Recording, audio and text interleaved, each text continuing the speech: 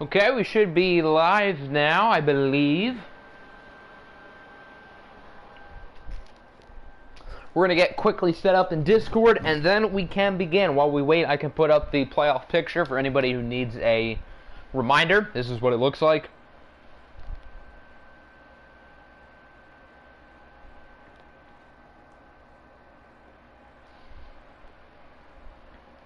So similar to the wild card game, we will be watching two games. We will be simcasting the other two. Okay, yes, the audio sounds good.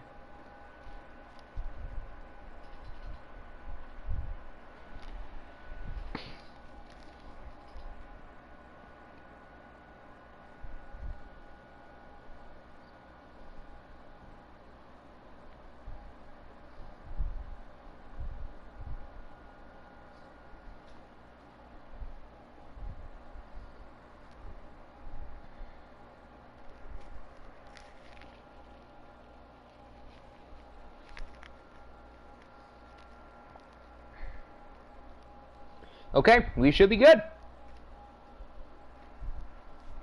We are not watching the Caps. Sadness. I wanted to see that. Wait, why are we in the wild card? Did I never sim? Because those are definitely the scores. Maybe this is a separate save file. Not that it really matters, but I guess I'd rather the most updated save file. Well, actually, I already made the roster moves for Jackson there, so we can just with his schemes, so we can just stick with it.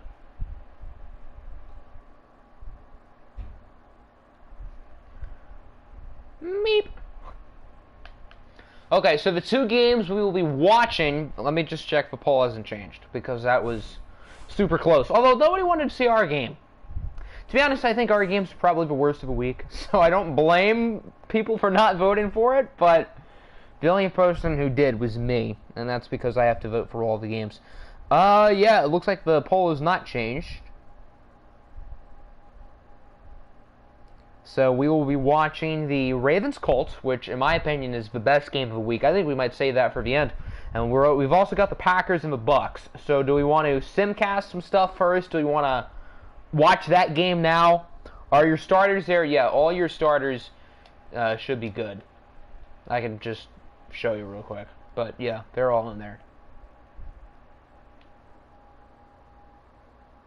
Ravens-Colts for the end. I think that's going to be the plan.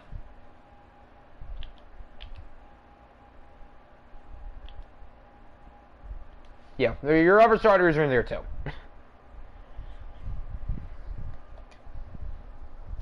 So do we want to watch first? Do we want to simcast first? We could always like go out of order, kind of like we did last time.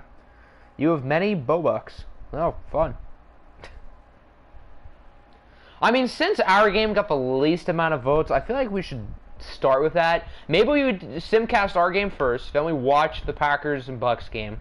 I don't think it's a trash game. I think both teams are pretty good, and the Packers definitely proved themselves in round one. It's just a matter to see if they can apply themselves in a watched game, which they've had trouble with. Then we'll simcast Caps and Niners. I think that's the best simcast game this week. And then Colts and Ravens, of course, for the end. As I said, I think that's the best game here.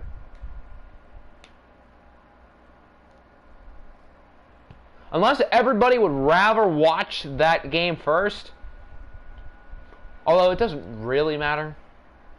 I mean, I wouldn't mind ripping the Band-Aid off for us sooner than later.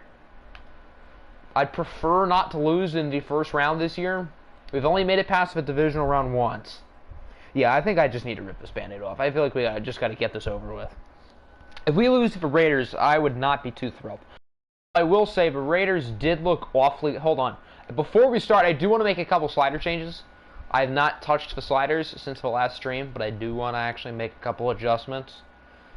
I think the quarterback accuracy for both sides should go down like 4.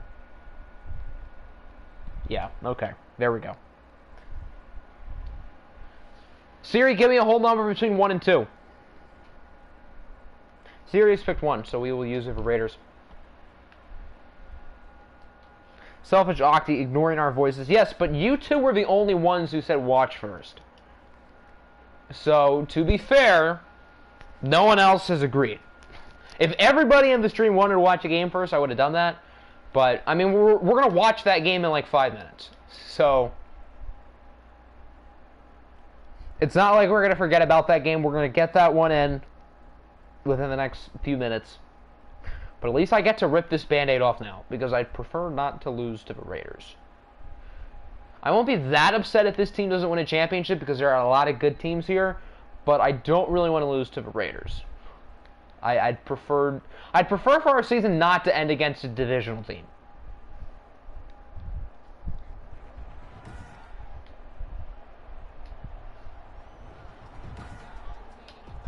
Can Chip and the boys get back to the AFC Championship, or can the Raiders pull off what would be a gigantic upset? Oh, God. Okay. So our defense is sucking to start so far. Good Lord. Oh, dear. We have allowed 21 points. Yet we're still kind of in the game. Okay, we're going to go a little bit slower now. We had the ball at the Raiders' 8-yard line. What? We were just down 21-3, remember? And now we're about to take the lead. How? Forgot Mexico. I forget we have Travis Kelce, too, often. That was a very weird situation. But, I mean, yeah, he's a Diablo. Bradley Chubb with a big sack. Devin White now brings down the quarterback. And Joe Scobert finishes him off. What a colossal choke by the Raiders. And they're not out of this game yet. We're not gonna hop in to watch yet, but we probably will soon if this game stays close. Okay, I'm not really liking what I'm seeing here, fellas. What is good, Apple? The Colts game is better. That's why we're watching it. Myles Garrett with a big sack. Defense comes up clutch again. The Raiders have not done anything on offense in the second half. Wait, why is Sensei Wu playing? Oh, dear. Did Dalvin get hurt? That means Dalvin Cook got hurt. Although I will say, it looks like Sensei Wu is doing a pretty good job, but, like, I don't know. Oh, there's Dalvin. Why is Dalvin not playing? Sensei Wu's gotten all the touches. Huh. I mean, we're winning, so I can't really complain, but Raiders do convert on first down. Since it's a two-score game, I don't really see a reason to watch. How many sacks do we have today? It feels like we have about 12. Jesus Christ, our pass rush has been good. Dalvin Cook with another touchdown. We're going to go faster. So this game was once 21-3. The Mexico City Diablos went on a 26-0 run. No, 36-0 run. I can't count. The Raiders blew a 21-3 lead. So the Diablos will be going back to the AFC Championship. Imagine if it was 28-3. That'd be really funny. What is good, football whiz? Welcome in. Back-to-back sacks in this game. Yeah, pretty much. Marvin Jones probably got brought down about 10 times, I think.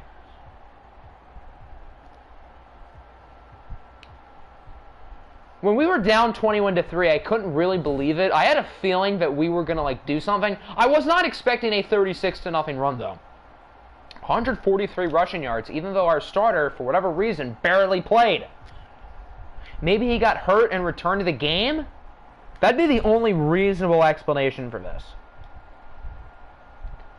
So statistically, Marvin Jones was very good, but keep in mind he got sacked literally about 10 times. Chip was all right. He wasn't outstanding, but he was still pretty good. Oh, Dalvin Cook had 19 carries and Sensei Wu had 8. Why did it feel like Sensei Wu was getting all the touches? Huh. Oh, well. Gregory Chance had a big game in the air. Juju had a nice day. I could have sworn Sensei Wu got the ball more than 10 times. Feels like he got the ball about 20 times. Ooh, C. Bush got hurt. DJ Boykin allowed 6 sacks. Holy Christ. That is 13. We sacked Marvin Jones 13 times. Okay, welcome to the playoffs. 13 sacks. 3 for Garrett, 3 for White, 2.5 for Chubb, 2 for Scobert, 1 for Powers, 1 for Madden, and then half a sack for Sheldon Traylor. Good God. I need to see how bad this DJ Boykin guy is for myself. Reminder, I am basically the reason why Sensei Wu is in Mexico City. You kind of are. I probably would have picked him anyway, but yeah, you're kind of right. Save that picture. That is a beautiful photo. 13 sacks in a playoff game. In a playoff game. Keep that in mind. So how bad is this DJ Boykin guy? He allowed 6 sacks. But, I mean, he's not awful. He's not a good pass protector, clearly. I did not know this guy existed. He doesn't even look that bad. Marvin Jones is a 90? Holy smokes. Chance is a 98? Or is that a 96? That's a 96. Still, goddamn, he's good. All right, on to the Bucks and the Packers. Siri, give me a whole number between 1 and 2. Siri again has selected 1. We will use your Tampa Bay. This is the Bucks' first time back in the playoffs since they won the OFL Bowl a few years ago, I'm pretty sure.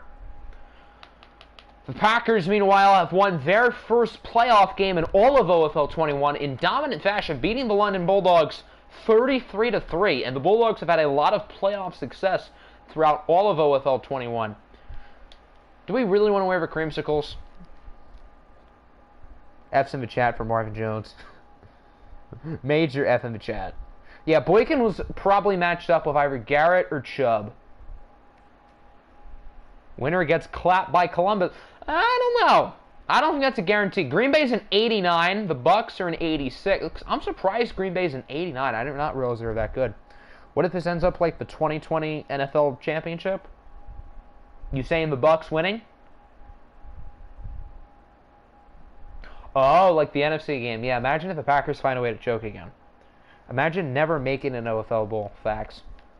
Okay, I think we should probably just wear the whites. We have seen the creamsicles, I think, before. Unless everybody really wants them. But we need, like, a unanimous approval for me to pick the creamsicles.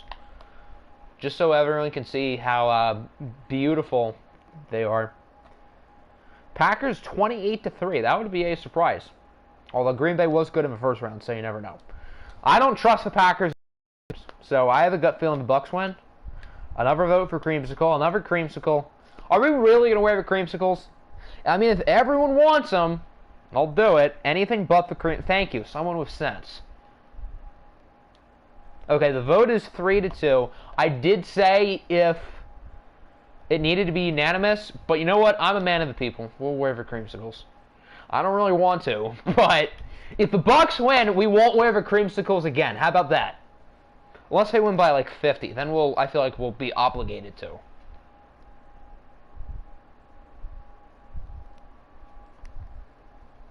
Octi is a man of the people. I am. Those people are high. I agree. I'm with you. I mean, I feel like everyone knows the creamsicles are like not appealing to look at visually, but because they're a meme and because they're the creamsicles, I mean, you kind of have to appreciate them, even though that like orange color is super ugly on a jersey. That orange cream, I guess that's where the creamsicle comes from. I am really curious to see how Green Bay plays today. They have a lot to prove me, because whenever we watch the Packers and watched, they generally lose. So I don't really have a lot of faith in them, but I want to see them prove me wrong. I don't have any ill will with Packers, unlike real life. Please keep that in mind. So here's Katie Katz, the MVP candidate, who had an outstanding season in his first career playoff game. He was also outstanding. You started the MVP quarterback, right? Yeah, Eddie Small is the Colts starter. Wink, wink. Maybe Eddie Small's not the MVP. I mean, he was my first place vote. I'll say it. If Green Bay wins, I think they need to pound the rock early with Josh Jacobs. As good as Katie Katz is, they also have a great rushing attack, and Josh Jacobs is a wrecking ball. I find it funny that I did the Dalvin Cook, Josh Jacobs trade a few years ago to get an upgrade, when Josh Jacobs has literally been better since that trade. That's one of the few moves in OFL 21 that I kind of regret. Although Dalvin Cook is great, but if I got the opportunity to make that move again, I probably wouldn't. Although Dalvin Cook was... Actually, no, I still would. Because Josh Jacobs signed a super big contract and Dalvin Cook was cheap. So now that I think about it, I guess that kind of did work out. but for not the reasons I was expecting. Nice throw by Cats. Packers will choke. I mean, it's possible. Saw some kid the other day with a jersey on for Little League and something, and the last name was Katz, and his number was 13. Is Katie Katz a real person and we just don't know it? He's a real child. That little kid you saw is going to be the Aaron Rodgers replacement, I guess. Not Jordan Love. It's going to be Katz. Although he's probably not going to have Josh Jacobs in his backfield. Which I would prefer not to see Josh Jacobs in a Packers jersey because I actually like Josh Jacobs. Although I didn't like him in fantasy last year, I'll say that. Green Bay's moving it nicely so far, but creamsicle jerseys have not given the Bucs good luck within the first 3 minutes.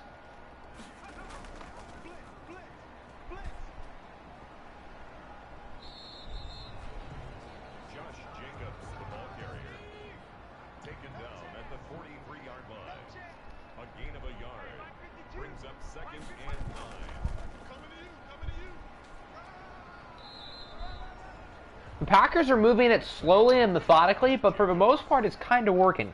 Although they do need to do something here on 3rd and 7. What does KD even stand for? That's a good question. Kevin Durant Katz. What do we think of that?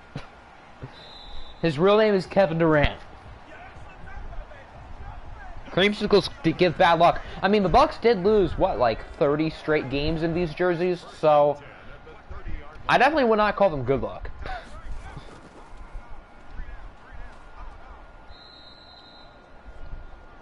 Isn't that the longest losing streak ever? I saw like a statistic the other day. I think that's like the longest ever. The Jaguars' current losing streak is pretty close though. Remember when they were satisfied with 1-0? Good times. Another 3rd down. I'm not so convinced Green Bay's in field goal range. It would be a 50-yard attempt if they went for it from here. And yeah, Josh Jacobs does not get much, so Green Bay's gonna probably wisely send out the field goal unit. Kevin Durant became an OFL quarterback, turned white, and became 10 years younger. And he also got like a foot shorter. 0-17 for the Jags. I mean, Trevor Lawrence is a little bit too good, but yeah, that team is rough. They might be even worse than us. He missed that. Wow! So Green Bay was left on the scoreboard. As I was trying to say, the Jags might be worse than us, which is not good. Because if they get a top pick, with how bad their defense is, they're probably going to pick a defensive player. And for our sake, I don't really want that. Because I want one of the defensive players, assuming we have a top pick, assuming we don't become good. And then we'll get DJ in 2023 and all will be well. Be right back and go eat. We'll have fun. Hopefully you missed that that kick. Because that was not pretty. Who is Green Bay's character? Yeah, I have no idea. Ironic that Jordan Love is playing up against the Packers. I don't know. I just could see Jordan Love like not panning out with Green Bay because Aaron Rodgers stays there for a while, and then Jordan Love eventually, like on his new team, beats Green Bay in the playoffs. That'd be funny. And I guess it could be the Bucs because I mean Tom Brady's not gonna play forever, although it feels like it. Jags get Kayvon Thibodeau. Yeah, how about no? How about they can take someone else? Evan Neal, the offensive tackle out of Alabama, he's good. Why don't they get him? Because we have dibs on Kayvon. He's ours. Although I really would not mind Derek Stingley either. Although the last time we drafted a corner in the top 3, it didn't really work well, but my mindset now is Thibodeau, Stingley, or bust. Because I don't really want Kyle Hamilton, the safety out of Notre Dame. Not that he's bad, he's a stud, but I don't really want to use a top pick on a safety. Because I feel like that would be like what the Jets did with Joel Adams, and even though Adams is good, that didn't really work out. Urban Meyer, 2 games in, has replaced Adam Gase as the worst head coach of the league. He's not as bad as Gase. Let's not get too crazy. No points yet in the first quarter, but the Bucks are moving it. Fatty P ruined Okuda. I mean, I wouldn't say he ruined him, but he dramatized him. But, I mean, dealing with Fatty P for a year and tearing your Achilles, I mean, he's just suffered bad luck. I mean, I just feel bad for the guy. And I don't really want to count on him being a long-term corner in the future. So outside of Melifonwu, who was good on Monday before he got hurt, there's not a lot to like with those corners. Nice touchdown from Mike Williams, though. I was about to say the Packers are on the board, but it's the Bucks. Doug Marrone is better than Urban Meyer. Let's not get too crazy. I mean, you're probably right, but, I mean, Urban's only coached in 2 games. Although it's so far been a train wreck, and that hire is going to look very bad very soon, although it already kind of does. I mean, Doug Marrone was not good, and obviously Adam Gase, we don't really have to explain that. Lions should sign Quentin Dunbar. I mean, we already had Dunbar, and we cut him. So there's, like, a reason why we got rid of him. So, I mean, we are starting 2 undrafted free agents at corner, so I guess Dunbar would probably be an upgrade. But one of those undrafted free agents, his name is A.J. Parker. He's actually kind of good. So, we've got that going for us, and maybe Oruwariye will pick it up. 404, defense not found. I'm not convinced anybody on our defense is like a long-term piece.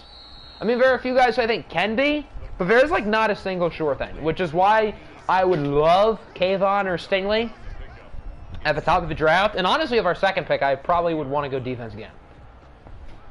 Even though we have Quintez Cephas as our wide receiver 1, I would honestly just rather pick defense. Jags should... Why would the Jags do that? I know C.J. Henderson, there's a rumor that he wanted out, but the Jaguars have no reason to do that. I feel like that'd be kind of silly. Unless they can get like a first-round pick and then some for him, I feel like there's not really a point of doing that. And I wouldn't trade a first-round pick for him. Not that I think he's bad, but I would rather just have our picks. Maybe someone would trade a first. Maybe a team like, I don't know, New Orleans. I mean, are the Saints good enough to where they think that'll be a late first-round pick? I don't know. Imagine C.J. Henderson on a team like New England. I mean, if anyone would develop it, it would be Bill Belichick. I don't know how Bill feels about trading his first-round pick in Week 3, though.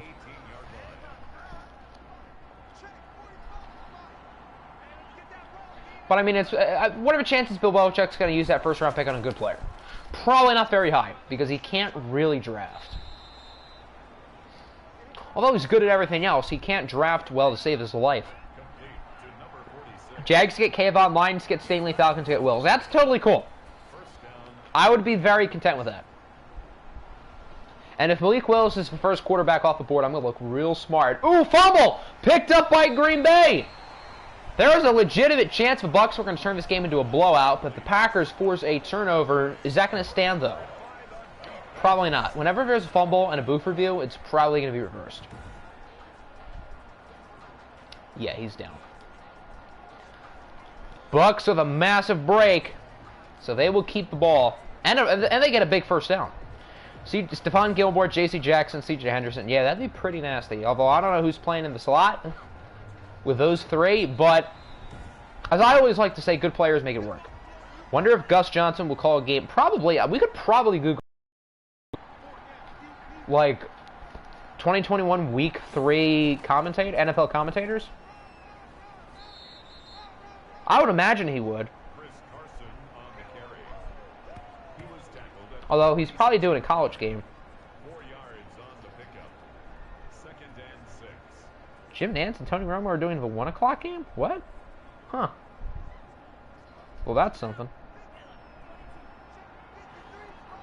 Gus is doing the Cardinals and Jags game with Aqib Talib. Okay. So Cardinals and Jags is must-see TV because they got Gus. Big sack for Ebenezer. Gus needs to return full-time. I don't know if he's going to do NFL full-time. I mean, he does college full-time. I've also seen him do occasional basketball games. It feels weird hearing him do basketball. But, I mean, he can commentate just about anything well because he's Gus Johnson. He's the friggin' GOAT. Why must they give Gus a Jaguar game? I don't know. It was kind of funny that people were interested in the Jags going into the season. They thought, hey, maybe this team would be good. And then they suck. Although I think Trevor Lawrence will turn it around pretty quickly. But I don't know if I can say the same for everybody else on that team. Who's got Bears-Browns? That's a good question. I kind of want to see who has our game too now, while we're on the subject. Are we going to get a water punt? We might! Yeah, that's down to the 1. A water punt! Wow, who is Tampa Bay's punter? He's clearly good. Our game, Greg Gumbel. I don't mind Greg Gumbel. Adam, I don't know how to say that last name. And then for the Browns game, you got, if this ever decides to load.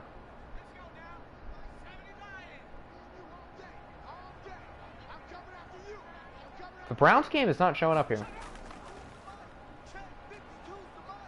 Oh, there you go. Kevin Burkhardt and Greg Olsen. I wonder how good Greg Olsen is at his new job. I haven't really heard much of him. Nance and Romo looks like are doing the Chiefs and the Chargers game.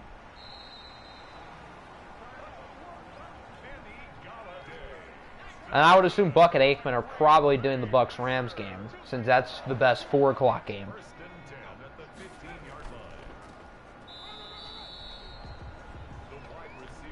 Kasim Lamb finally gets the ball. It took Green Bay nearly 2 quarters to give them the ball. Let's go Packers. Normally I would ban you for saying that, but since this is an OFL setting, you're allowed to legally say that. Anywhere else, no. Who's doing Lions-Ravens? It was Greg Gumbel, and who was the other guy? It was Adam. I don't know how to say his last name. I'm not overly familiar with him. Gumbel's cool, but I don't associate Gumbel's voice with football. I always associate Gumbel with, like, Selection Sunday, because he's the guy who always does it. Whenever I hear his voice, I don't think about football. I think about college basketball. So, I don't know how I feel about him doing a football game, but I'd say he's pretty good. Is that on CBS or is it on Fox? It is on, it looks like CBS. So we actually get that cool CBS scoreboard, which is, like, way better than the Fox one.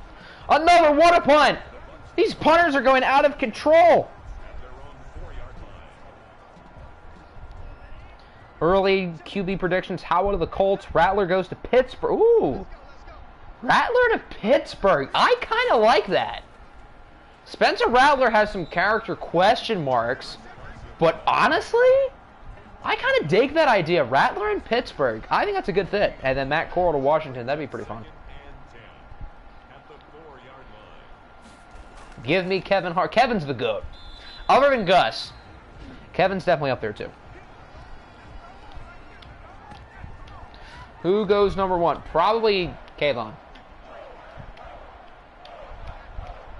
I do like that there's no clear number 1 pick so far this year.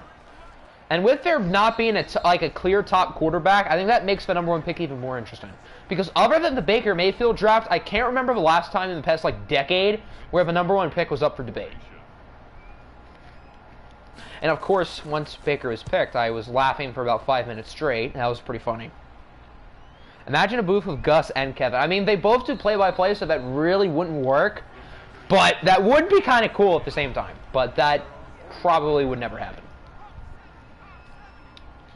Octi going to watch that Lions game and say, I wonder what seed Kansas gets. Exactly.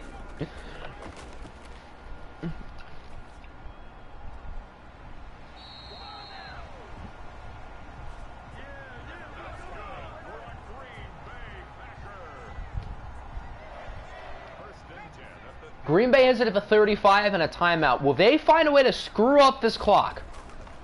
Knowing that, and they probably will. Okay, that's helpful. If Green Bay can at least score, I think they'll put themselves back in this game. Not that they're really out of it. I mean, they're only down by 7. But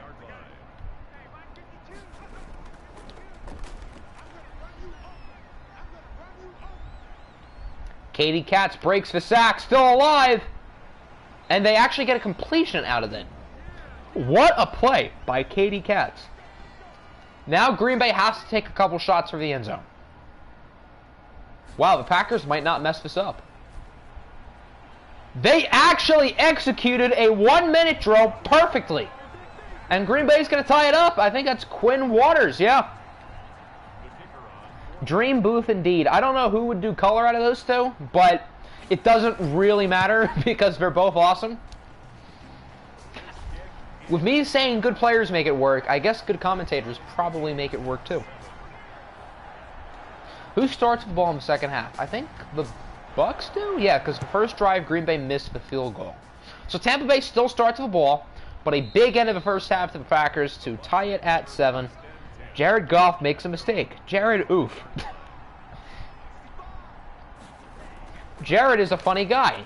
Jared goof. Jared disappears. Jared poof. That's the end of the first half with the score all time.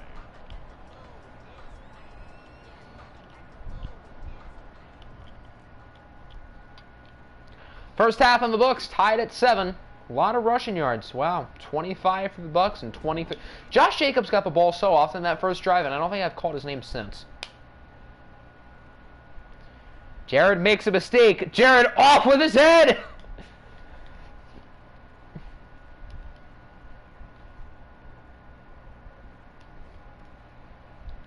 Jared Goofball, what a legend.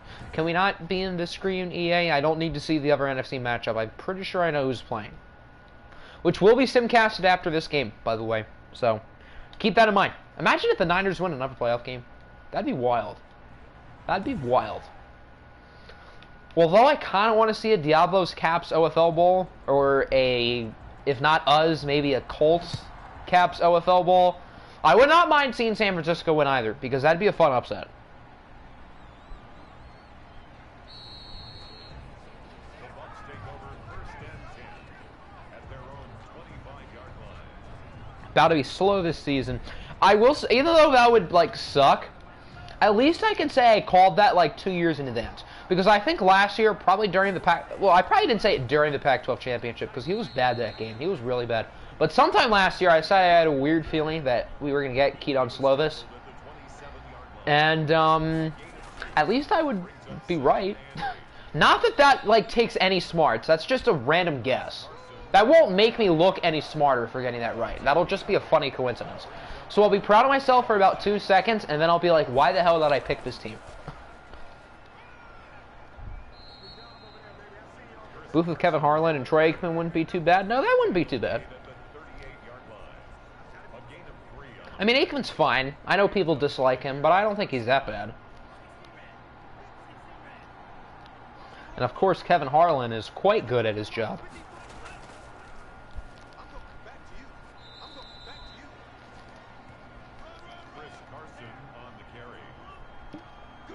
Jared becomes friends with Dr. Doofenshmirtz.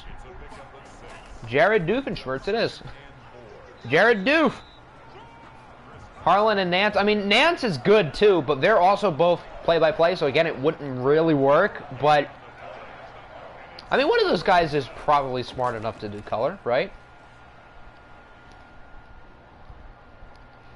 Jared Doof. And Jared, that's a good one. I don't want YouTube to hate me, so I'm not going to say the word, but that's a good one. Jordan Love is 9 for 9. Why is he only thrown the ball 9 times, I think is a better question than how is he 9 for 9.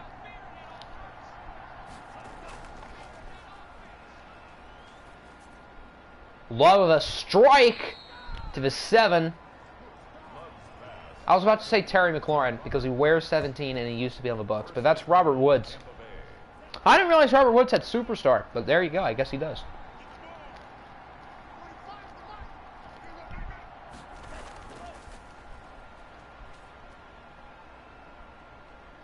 Love under a lot of pressure, breaks a sack, still alive, and he will eventually be sacked for a loss of 17. Ouch, that was Castaneda who brought him down, and it is 2nd and goal at the 24. That was a bad play by Tampa Bay. Hey, that rhymed. My upload is at 69%. Well, now it's at 70. Right as I was going to comment that today's video is 69% uploaded, it just moved to 70. I'm sad.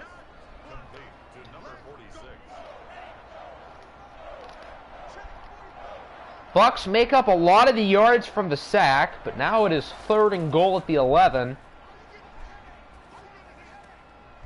And Jordan Love's just going to throw it to the sidelines because that's what you do on 3rd and goal. The Bucks should still take the lead, though. That was a 5-minute drive. Wow. They took a lot of time off the clock, and they scored. Feel like they should have scored more, but hey, they scored. Who is Tampa Bay's kicker? I'm not sure. But he has made both of his kicks. I can't really say the same about Green Bay's kicker.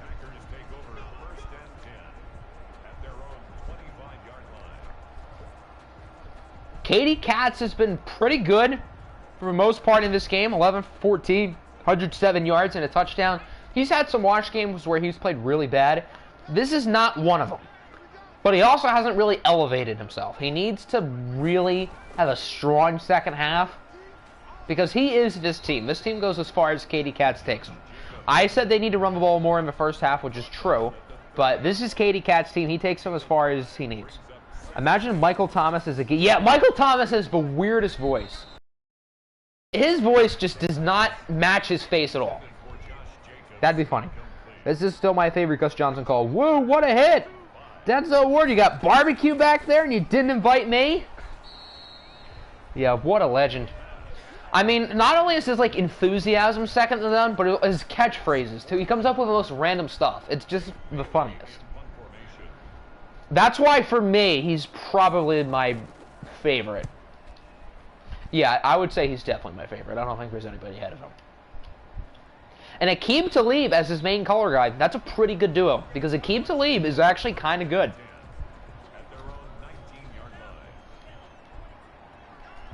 Michael Thomas, the former Buckeye wide receiver, yes, who plays on the Saints. His voice is so weird. You gotta type in Michael Thomas talking into YouTube. His voice does not match his face in the slightest. It's the funniest thing.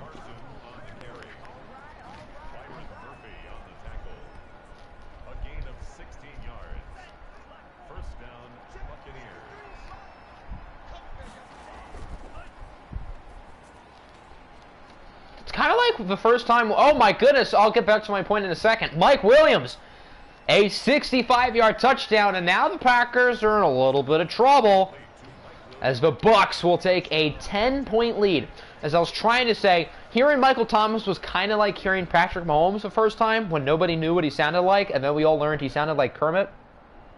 Where does Kevin Harlan rank on? Well, I don't know a ton of like throwback announcers. I mean, I know guys from the past 5 to 10 years. But, I mean, if the guy's now, I don't know where he'd rank, but he's up there. He's definitely up there. Hang on. Yes, you have to find it. It's the weirdest thing.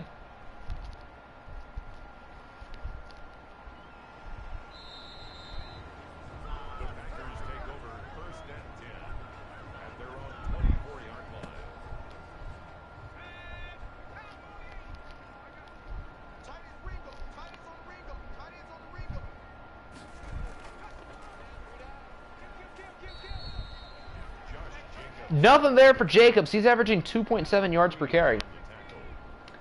Oof. Maybe the Packers shouldn't run the ball. Maybe they should just live and die by Katie Katz. There's a reason why he's an MVP candidate. Will Michael Thomas get traded? I mean, Michael Thomas has to be healthy in order for someone to want him. Even so, I don't think anyone would really want to take on that contract because he is making kind of a lot of money and he's really not worth $20 million a year. So I'd be surprised if he got traded. Weren't there like Michael Thomas, C.J. Henderson trade rumors at the beginning of the year? I mean, the Jags don't need a receiver, but the Michael Thomas Urban Meyer connection is there of Ohio State. Who would have exactly? His voice is really high pitched, which is strange. Would Michael Thomas for C.J. Henderson make sense for New Orleans? Probably not, because I mean, New Orleans' best healthy receiver is who?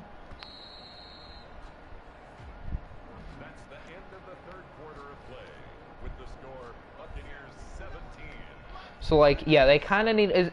Is what's his face? Is Marquez Callaway their best healthy receiver? That's, like, sad. Without Michael Thomas, their receiving core is about as good as ours.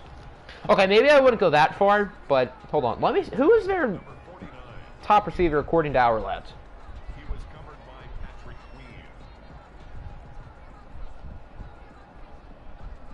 Marquez Callaway and Deontay Harris. Yeah, that's what I thought. That's almost as bad as us. I don't think it's quite as bad as us, but that's pretty bad. Those guys are about on the level as Quintez Cephas. So, there you go. Nearly intercepted. I feel like Green Bay has to go for it. I did not think they would. Credit to the Packers for having some balls. Down by 10 in a playoff game in the fourth quarter, you really don't have a choice. If this was a regular season game, I think they would have punted it. Katz deep for the end zone. He overthrows his target. That receiver was open too, but Katie Katz put a little bit too much mustard on it. Michael Thomas should return to Buckeye State and play for the Browns. Now, why would he do that? Oh, yeah, because the Browns' receiving corps is hurt. That's why.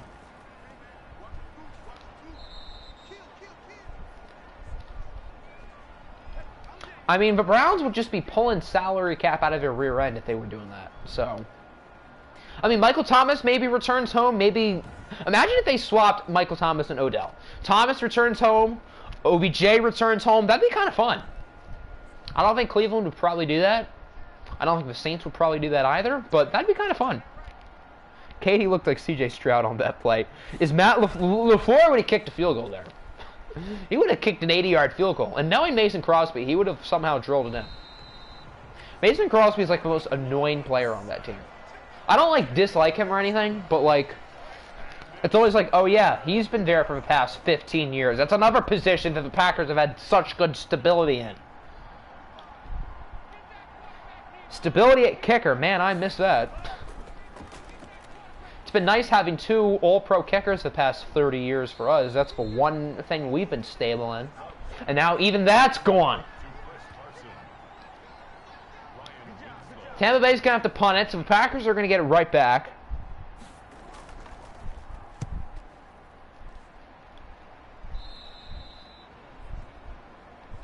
Good old Matt Prater. And, of course, Jason Hansen for like 20-something years. Yeah, Prater's on the Cardinals now. He made like a 62-yard kick last week, which I don't know how he did. I thought last year Prater was kind of washed, although he did kick a game winner from like 57 at one point. But I guess seeing all this kicker turmoil has like put things into perspective that like maybe Matt Prater wasn't that bad last year. I mean, he wasn't as good as he normally is. I think he's not in his prime. But to just have stability at kicker is like so nice, and I mean we've had that my entire time as a fan, with the end of Jason Hansen and all of Matt Prater. At least you're not the Vikings and Bears. That's true. Are there teams who have like less luck at kicker than those two teams? Did Josh Jacobs just get that first down? That might have been a face mask too. No, it's a hold. Green Bay really ruined that play. They were going to get that first down. But Quinn Waters is called for a holding. Oh, they decline it. Why would the Bucs decline it? That's so dumb. Wouldn't you rather 3rd and 10 than 4th and inches? That's a really bad call by the Bucs. Would you guys rather 3rd and 10 or 4th and inches if you're the defense? If you're the defense, what would you do? Because the answer is 3rd and 10. That's like David Culley's decision last week to either have a 3rd and 15 or a 4th and 2 on offense, and he took the 4th and 2 and punted it. When they could have had the ball for a 3rd down. Hello, Octi, I am back from downstairs. Did you get his treats? If you didn't, go back down and get him. Cody Parkey was so nice last year. Sucks he got hurt. What was his injury? I know he got hurt, but I don't... What happened?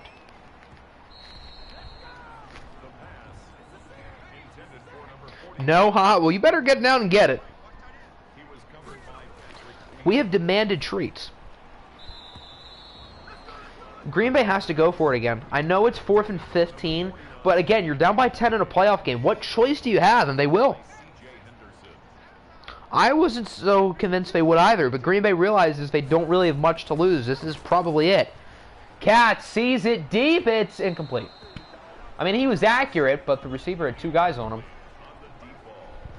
Culley's decision would have made sense if they went for it. It would, yeah, that would have been fine. Had he declined the penalty and gone for it, that'd make a lot of sense. That probably would have been the right decision. I don't know where they were on the field, so if they were on like their own like 30 or something, then accepting the penalty, I would probably still rather a 4th and 2 there, though, to be honest.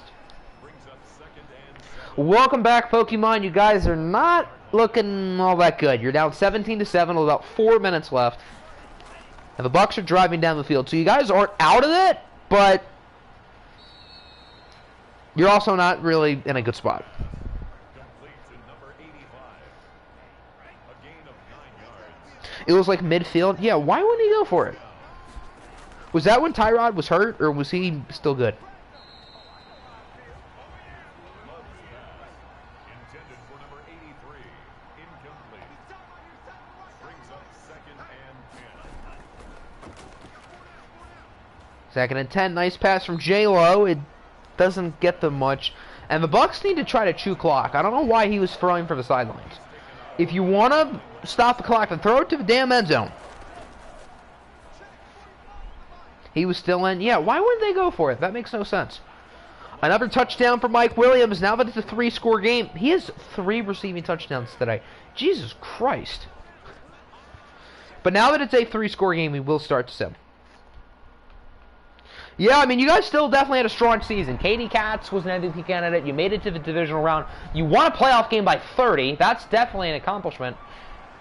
So even though it looks like your season is going to end here, I would still consider this year a major success for the Packers. And I'm really curious to see how Katie develops in the long-term sim. Did that just say the Bucks missed a 19-yard field goal? How does one... I could make a 19-yard field goal. I know it's like...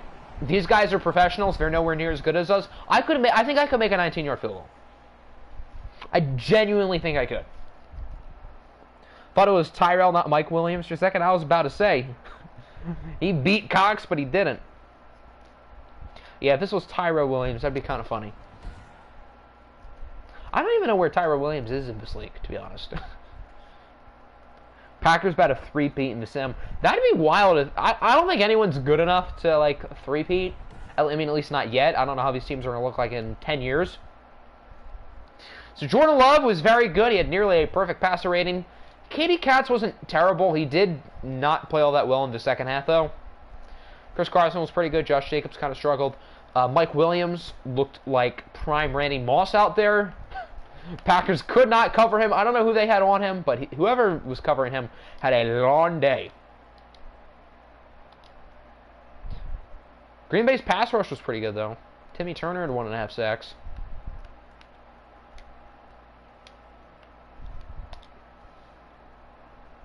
Sim loves Green Bay. Watch games hate Green Bay. Yeah, I guess for the long-term sim, that bodes well to Green Bay because we're not going to be watching many, if any, games in the long-term sim.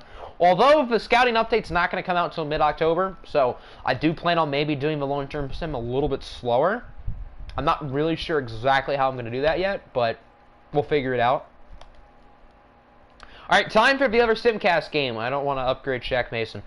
We've got the Niners and the Caps. Siri, give me a whole number between 1 and 2. Siri's picked 1 every time.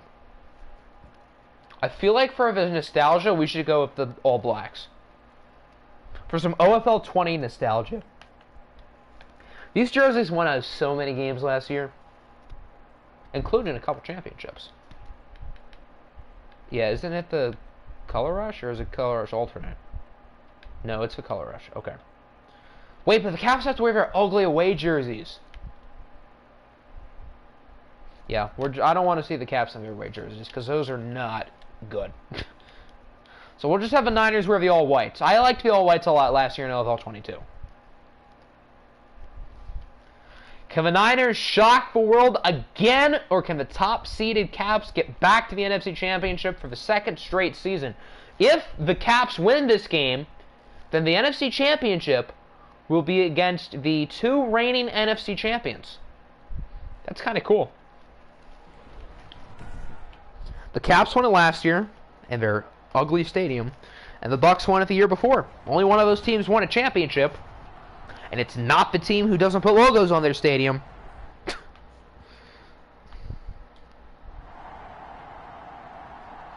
I can't see the Caps losing this game. I just can't. Oh, look at the Niners. Both defenses are doing well. Caps with a field goal. Caps with a touchdown. The Niners are hanging in there, and they tie it. Okay, let's go slower. Columbus has it. Oh, no, San Francisco has it. Oh. Terrell Burgess interception. Riley Painter got picked off. Oh, it's at the Columbus 11.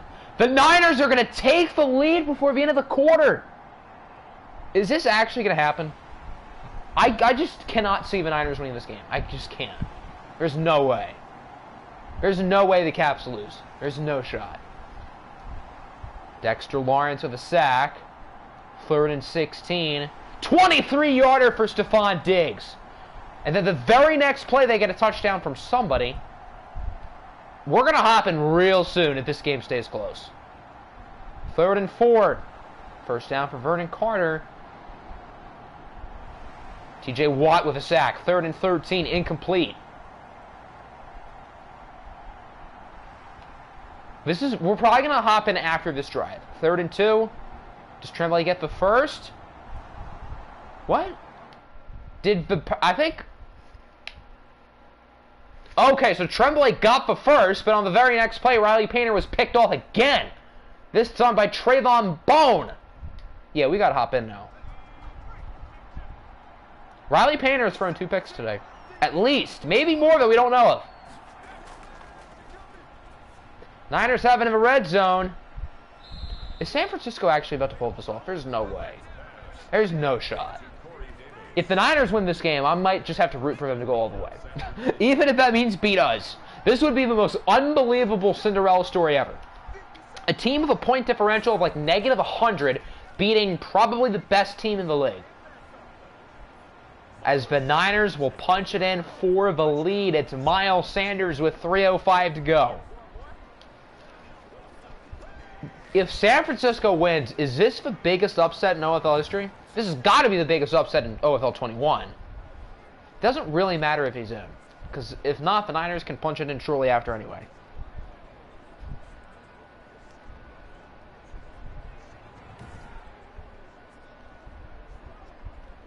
I leave to go upstairs. If the Caps are somehow losing, I don't get it.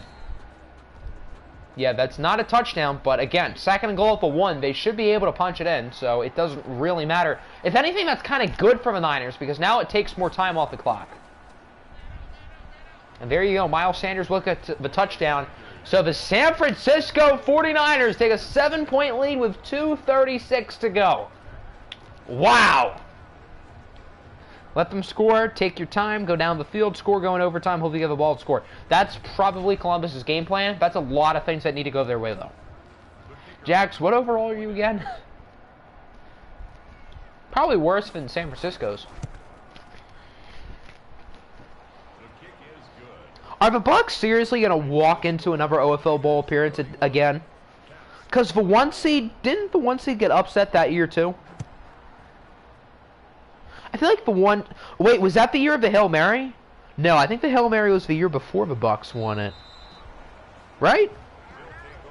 Was the Smirnoff Hail Mary the year the Bucks won it? I'm pretty sure that was the year before Tampa Bay won. I think. I know the Cardinals lost.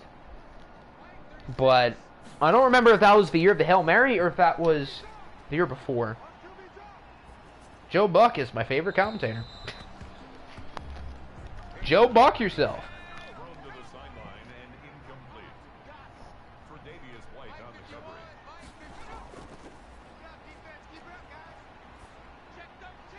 Nice throw over to Todd. What are Painter's numbers? 22 of 37, 259, 2 touchdowns, 2 picks. So not awful, but I mean, he is kind of an MVP candidate, and I don't think he's playing like an MVP. 2-minute warning, the Niners are 2 minutes away from completing what would easily be the biggest upset in OFL 21, possibly advancing to the NFC Championship at the defeat of the top-seeded Columbus Caps. This would be the type of game the Caps lose. This kind of would.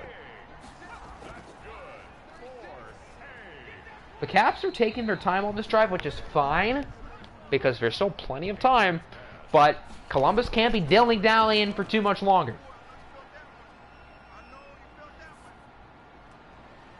Big first down. The Caps are getting close to end zone field goal range, but again, field goal means nothing. They should probably have used the timeout there. I would have. Painter with a strike to the 19, and he's out of bounds.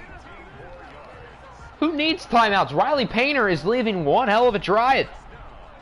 Jack's talking about EA hating him when his 85 overall team got portrayed as world beaters. The Packers are 4 ratings higher than that. The Packers are higher rated than the Caps, but more you know. Painter throws it away in the back of the end zone. Now time really is not an issue for Columbus. They need 19 yards, and they have 3 timeouts in 50 seconds. So I don't think clock management can lose them this game. Unless they turn the ball over or just don't score. Time's not going to be why they lose. Ooh, risky throw, but it works. He threw that right between 2 defenders. That was a ballsy pass by Riley Painter. 1st and goal. Painter is going to be sacked. Uh-oh. The Caps have 3 plays to punch it in. From the 11. 2nd and goal. Painter with a quick throw that gets him about 6. They should probably call their time. Okay, well, I guess that works too. 3rd and goal from the 5. Painter looking to tie.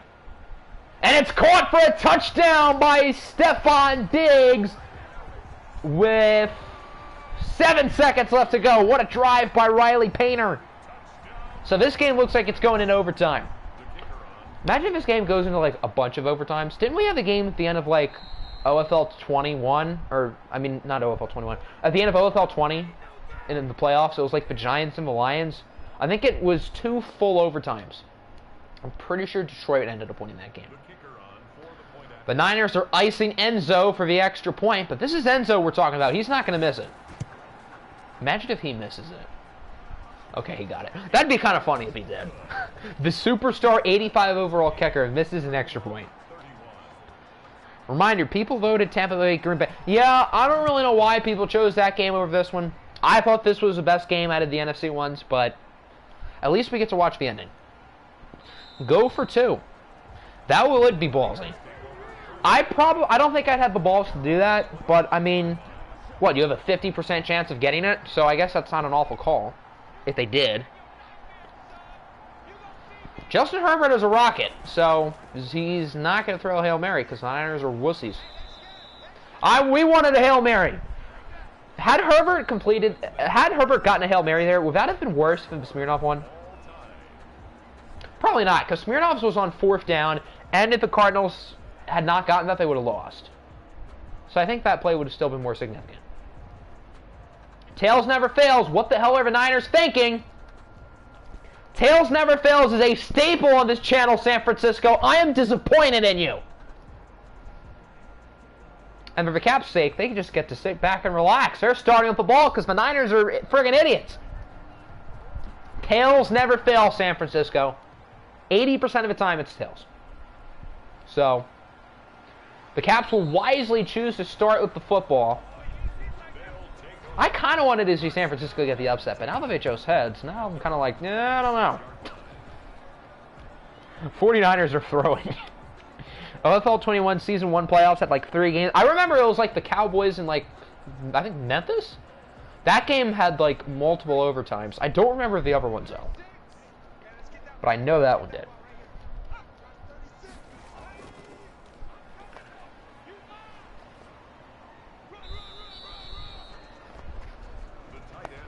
Even though the Caps are starting the ball, that's not a guaranteed win. They still have to drive down the field, which we just saw them do to tie the game. Now they have to do it to win the game. Why did he try to throw that? Why didn't he throw it away? Tremblay loses 7. 4 catches for 20 yards. 420 plays it. So now it is 3rd down and 17 for Columbus. That's why you're a fraud team playing it close to a 7 seed. Yeah, Painter's just going to check it down. So the Niners defense starts overtime with a 3 and out. Maybe they tried to big brain it by choosing heads because they knew they weren't going to win the toss. They wanted to start on defense, but they didn't want to win the toss and look like idiots by choosing to start on defense. If that's the case, then I respect it. If that's not the case, then why'd you pick heads? Hello, Apple. Your game will be starting, I guess, right after this one, so you came in at a pretty good time. Good punt by Sussy Baca. So now it's the first one to score wins. Feels like every Caps playoff game they get some big interception, and I don't think Justin Herbert's thrown one. So, just saying. Yeah, Herbert's not thrown one yet. Doesn't matter. The 49ers also called heads. Painter is also throwing. Maybe Painter is helping the cause of San Francisco winning.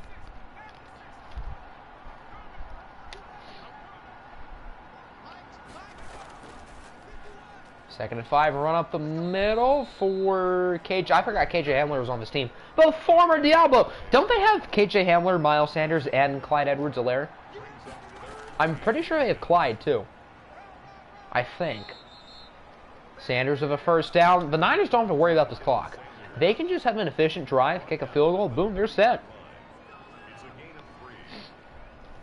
Could anybody have expected this at the middle of the season when the Caps were undefeated and the Niners looked really bad? When the Niners defense was allowing 30 points to every team every week, could we have expected them to possibly beat the Caps in a playoff game? Not me. Whenever we're the favorites, we lose. Yeah, pretty much. You only come at perfect times. Coincidence? I think not. Second and 10, risky throw, but it was overthrown. Remember when you blew out the Niners in like week 1? I mean, the Niners weren't good in week 1. Clearly they're good now. Clearly they're real good. But at the beginning of the year, that team was eek. Ooh, Columbus barely gets the stop. I'm just saying, the Niners should think about going for it. I'm just saying. 4th and 1 at the 30. They're not going to do it. No, I didn't think they would.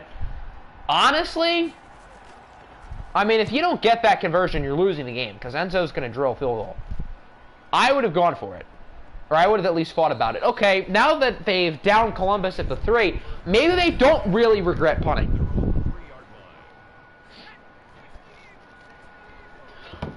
I wonder what would happen if, like, playoff games actually allowed for ties. That'd be kind of cool. Just imagine saying they'd make the NFC champion. Yeah, even that seemed outlandish. Who got hurt?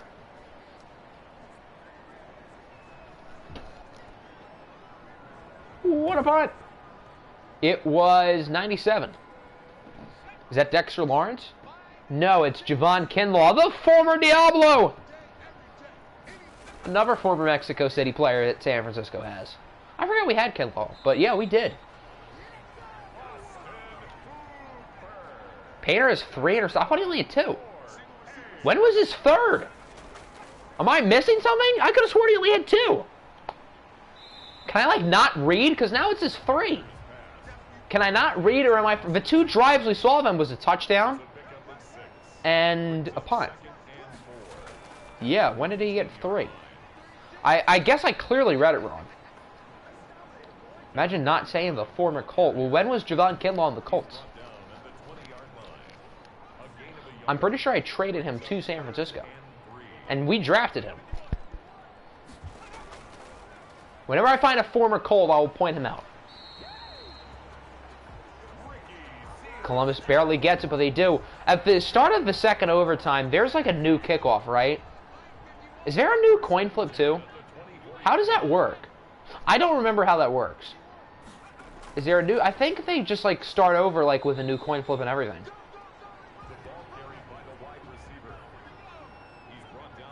You convert on 4th and 1, 70%. Yeah, but if they don't get that, they lose. And if they punt, it's not a guarantee they lose. Although I would have highly considered going for it. I don't think it's a bad call that they did it. Although the Caps offense is looking good so far. Patrick Corbin with his 6.11 ERA is starting. Woohoo. Not just knowing a former Colt. Well, we have to find a former Colt in order to point him out.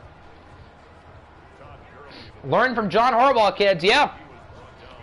Although the Niners don't really have Lamar Jackson, so... I love how the target line is for 48. I mean, Enzo's like is strong, but that's a 65-yarder for Christ's sakes. Stephon Diggs breaks the tackle. Columbus is in field goal range. With 30 seconds left, they're going to have to kick one sooner than later. Maybe not now. Why don't you call a timeout? Look at the clock. There's 10 seconds. Malcolm Tremblay with a move to the 20. Yeah, they got to kick now. Why are they not calling time? What the hell are they doing? Are you kidding? They did not call a timeout. They had the game won! This is like Colts going for it on 4th and 1 bad. If they lose, oh wait, no, they just get to kick, oh, so it's fine. I thought there was a new coin flip. Oh, okay. I'm dumb. I didn't realize that the second overtime just picked off right where they left off.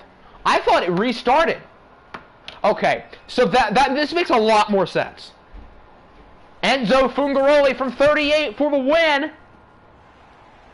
He got it, and the Columbus Caps will survive by the skin of their teeth. I don't think anybody could have expected San Francisco to make it this much of the game, but the Caps are barely going to hold on in double overtime to advance to the NFC Championship. Even though San Francisco lost, man, what a fight. I mean, the Niners were supposed to get blown out in the first round by Carolina, but I had faith in them. I said they were going to win, and I was right. I did not have faith in them today, and clearly I was wrong in doing so, because they nearly won this game, but Riley Painter led a big drive at the end of the fourth quarter, and then overtime was kind of weird, but the Caps won. This is what happens when you don't listen to the math. San Francisco doesn't go for it on 4th and 1, and they never get the ball back. Riley Painter, a lot of yards, a lot of touchdowns, nice completion percentage, but he also threw 3 picks. Justin Herbert played pretty well. Miles Sanders scores twice. The Columbus, Ohio Captains. Is that what the Caps stand for, the Captains? Big game for Stephon Diggs. Denzel Mims was really good for the Niners. Denzel Mims, of all people, really. Huh. Not as many sacks as the other Simcast game.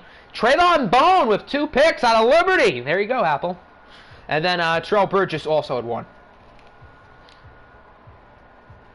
So now on to the final game of the day. The best quarterback in the OFL taking on Eddie Small. I'm kidding, obviously. But Andy Morrison's good.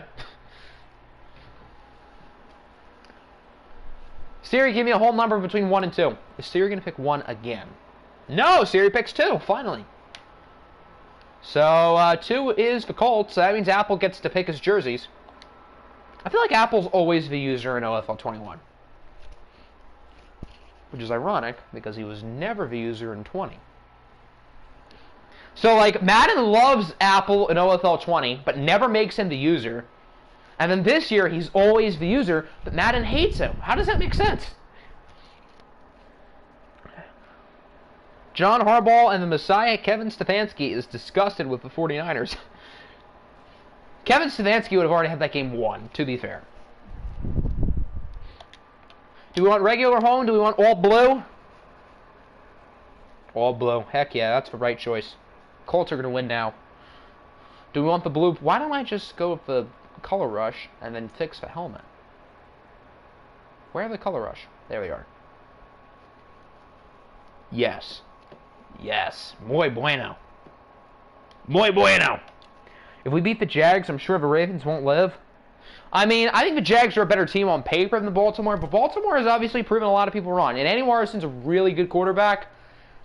And they have a 1-2 punch of Terry McLaurin and Tyreek Hill at wide receiver. Although it always seems like their top receiver is DeAndre Scott, which is weird. Who's like a 70 overall.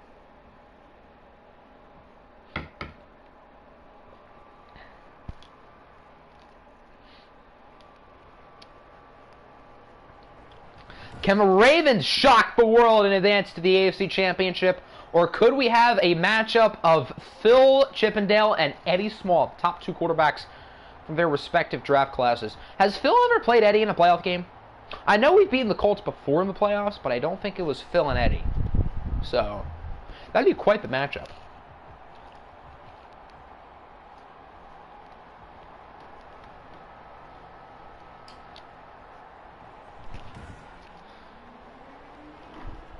Who will be headed to Cancun? Well, actually, technically both teams are going to Cancun no matter what. Because one team is going to vacation there after they lose, and the other one is going to play the AFC Championship game there. So both teams are going to Cancun. It's just a matter of which one is going to book a flight to a resort for a week, and which one's going to book a football game. Is Eddie Small the type of guy who would be at a Cancun resort during the AFC Championship if he's not playing? I don't know. 82 catches for 842 yards is not Tyreek Hill stats, EA. You think EA knows any better? Unfortunately not.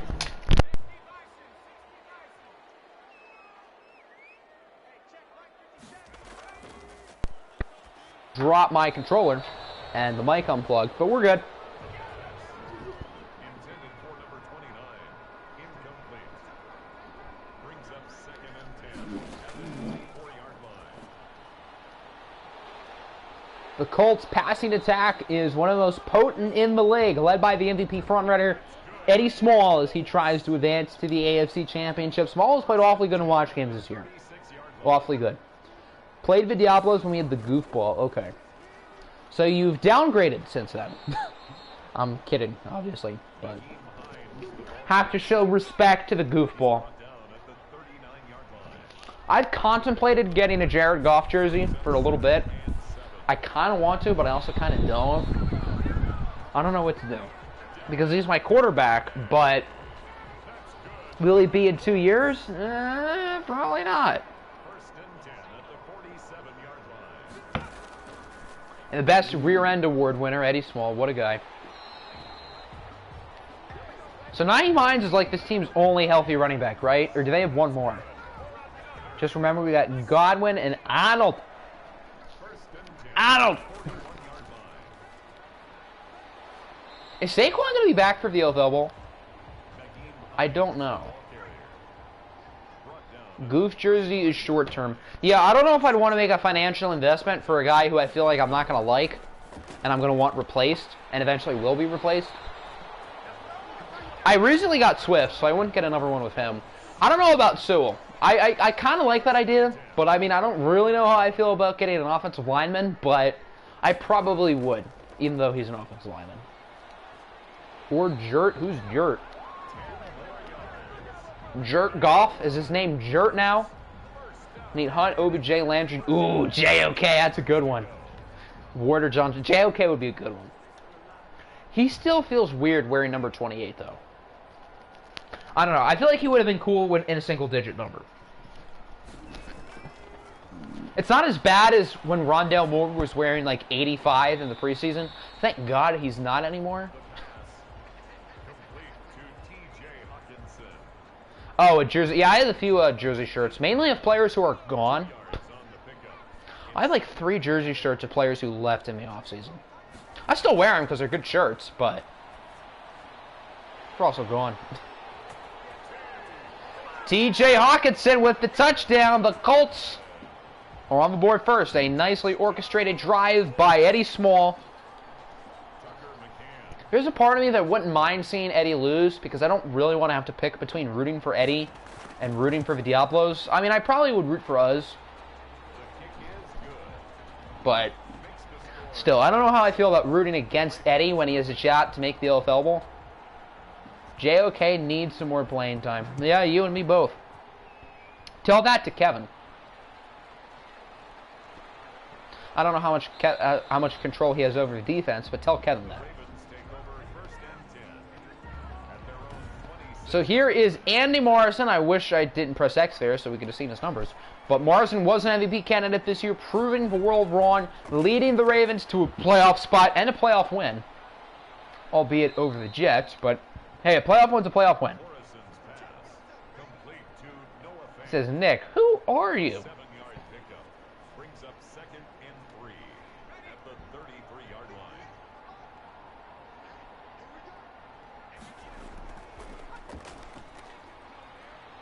Root for Indy, so the AFC Championship is win-win. Yeah, I guess that's true. I mean, I wouldn't... Honestly, the 3 AFC teams, I like all of them. So, I mean, obviously, I'd love to see us win the OFL Bowl. But if not us, I'd be perfectly content with either of these 2 teams winning. I mean, the Colts have been so close so many times, and they have Eddie. And then Baltimore would be, like, probably the Cinderella story. A team that's been so bad throughout all of OFL 21 finally makes the playoffs, and they do the dang thing.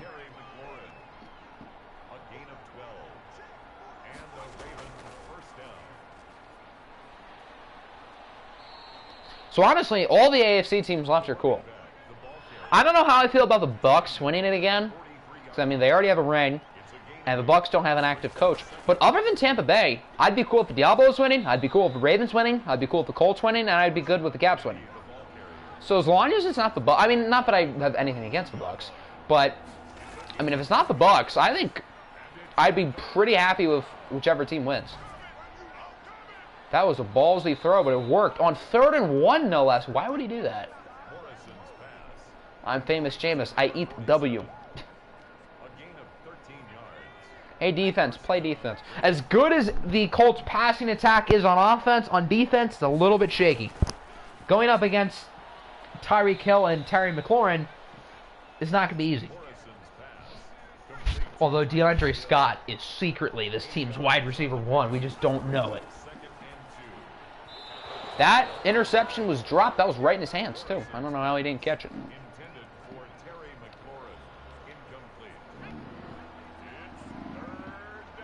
3rd and 2 now for Baltimore.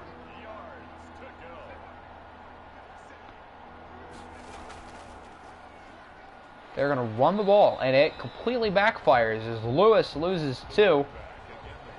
Is that Costigan? It is. Billy Costigan brings him down. Overall-wise, a pretty good DB core, but they play like 60s. Yeah, kind of. Is Tyrann Mathieu still on this team? I don't remember if Tyrann Mathieu is still on this team or not. Is he? They did get a stop, forcing the field goal unit. Baltimore does make the kick. So they're now on the board, 7-3. So both offenses start off pretty well. Nuggets are apparently... What would the Nuggets give up? Okay, this is just an idea. Don't clown me. But, I mean... Would Michael Porter Jr. be fair value? I don't think Denver would do that, but... I mean, if not Porter, who else would they give up? They're probably not gonna. Maybe Jamal Murray. I don't think Denver would do that, and obviously we're not trading Jokic. So who would Denver give up? I see why a team like Denver would want him, but imagine Jamal Murray for Ben. Honestly, value-wise, I don't really have a problem with that for either side. You don't want me to hurry up and fleece Philly, please. Honestly, what we've seen from Ben Simmons' character throughout this whole situation makes me not want him in the slightest. Which is funny, because I've been the biggest Ben Simmons truther for years now. And now if I was a team, I would stay completely clear. Not because of his basketball ability, but I just don't think he has a championship mentality, clearly.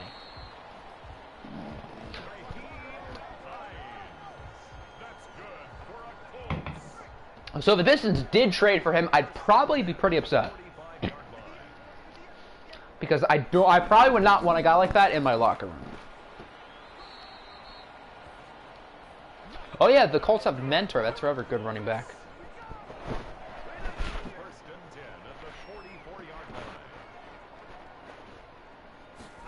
I did see a rumor that said the Ben Simmons trade was probably going to happen over the next week. Thank the Lord. Because that's like been the only rumor in basketball for the past month now. So, who got hurt? Well, if it was the Colts running back, I swear. This running back room is like a cripple home. Not that it matters because they have Eddie Small, but still.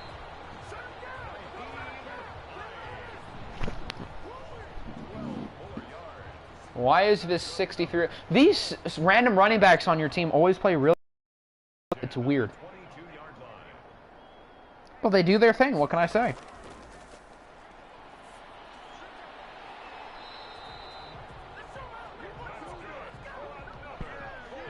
Eddie Small's having a nice game. 7 for 8, 60 yards, and a tutty. No big plays from Eddie, but he's doing the job, and he's doing it well. And at the end of the day, that's really all that matters.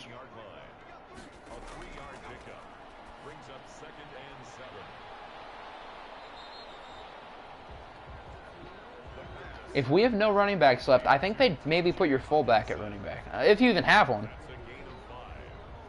Is Saquon back for the OFL Bowl, though? We're going to have to check after the game. I guess maybe not if we lose, or if they lose. They do get the touchdown, though. It's Mentor, so clearly he did not get hurt. So the Colts do have 2 healthy running backs. who both are, for whatever reason, really good. Please let me sign one. Well, I mean, if you have a roster spot, which I'm pretty sure you do, then, I mean, you can sign anybody at any time. The waiver wire is open during the playoffs, so you'll be allowed to.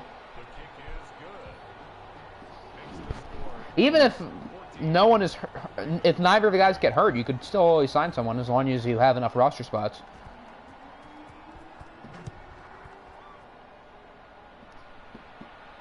Ben Simmons does fix plenty of issues. That's fair, but I just would not want a guy like that in the locker room. Even though in a basketball perspective, yeah, he's darn good. And I've defended that man thick and thin through the mud for years. So I think he'll make whatever team he's on better. And I wouldn't fault someone to trade for him. I just don't trust the character. Look at, he went to Mississippi Valley State? Really? Huh. Mentor of the Mississippi Valley. I didn't even know he went there. I mean, I know he's not a real person, but I didn't know there was another Mississippi Valley State player. That enters the likes of Big Tuna and Brian Amaya as some of the all-time OFL Mississippi Valley greats. Or Mississippi Valley State, I should say. 31. If Baltimore doesn't get this, they could be in trouble. And they do. The Colts offense has been unsurprisingly really good. So, Baltimore's got to figure it out, or else they could be in for a long day.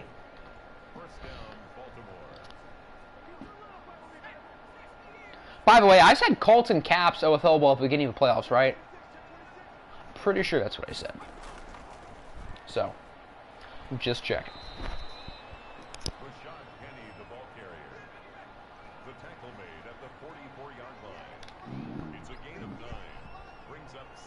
Baltimore does start the second half on offense. Keep that in mind.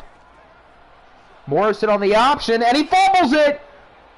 And the Ravens do pick it up. That was close. Noah Fant recovers. Remember the last time Andy Morrison fumbled on a read option? It took the Ravens out of the playoffs.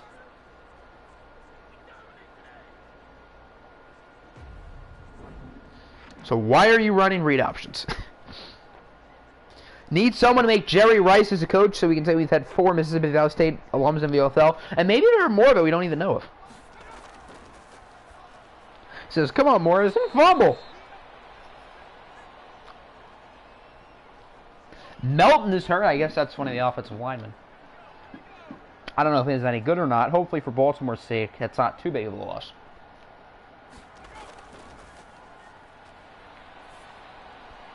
Morris have a nice pass. Good enough for a first down, yes. Morrison's pass complete to number 83. A gain of 7. And the Raven first down. The Ravens are taking their sweet old time, and to be honest, they probably should. Turn down the injuries. We haven't had that many injuries today. And I don't want, like, no injuries. We need injuries. I mean, Madden Sim Leagues are not meant to be realistic, but we need injuries. Or else what's the point in having depth? Sad that Fields' first start comes against the Browns. Yeah, that is kind of weird. I was expecting it to be week 4 against us. You know, put him out there against a bad defense, raise his confidence. I thought they'd do that.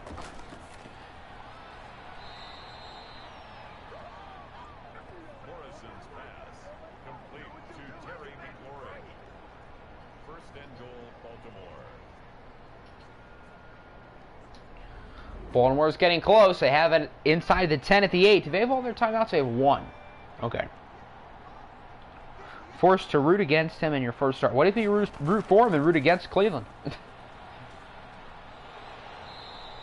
I'm half kidding, obviously, but Morrison's pass complete to Noah Fant. 10 to 14 and a half. But well, hold on, they haven't scored yet.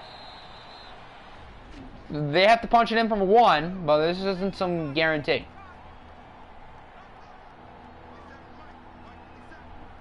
Especially considering that it looks like you're going to throw it. Okay, they do get it. It is a touchdown for Terry McLaurin. So I feel like the Ravens got severely outplayed in this first half, but yeah, 14-10, and Baltimore starts up the football in the second half. I mean, you've watched this team. Well, I mean, the Colts have played better than the score suggests, so they should pick it up in the second half, but we'll see.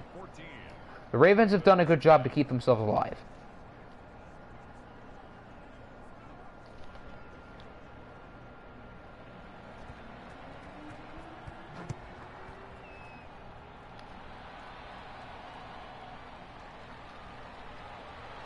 We want an Eddie Hail Mary. We have to speak it into existence. They're not going to run the clock out. We're going to see a Hail Mary from Eddie Small.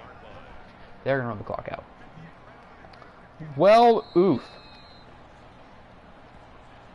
So the first half comes to a close. Pretty close game so far. Eddie Small and the Colts offense has been really good, but the Ravens have stuck right in there as it is 14-10. And Baltimore does start the second half with the ball, so Colts have more rushing yards than they do passing yards. Huh. Weird.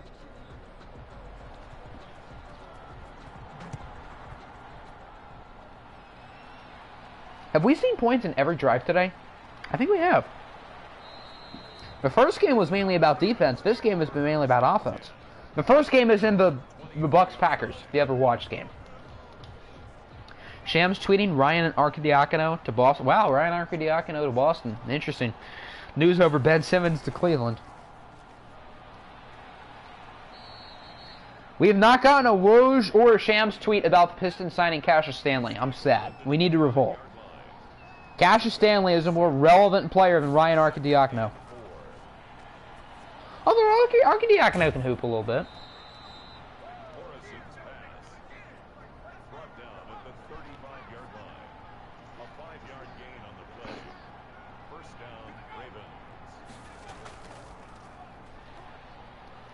Good play, the Colts defensive line. Oh, it's a fumble! Ooh, that was close. Lucky break for Baltimore. That could have been bad. That could have been real bad.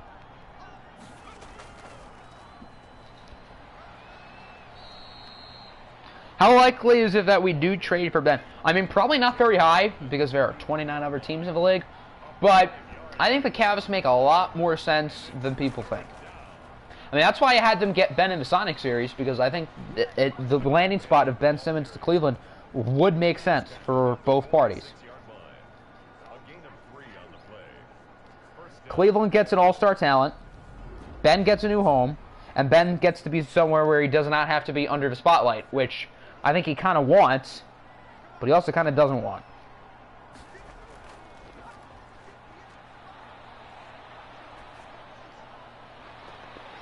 Ooh, it's intercepted!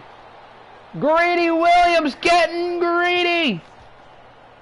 The Colts force a huge turnover. Is that the first interception we've had in a watch playoff game this year? It really might be. Not including the ones Painter threw in the sim, but in a watched playoff game. That might be the first one.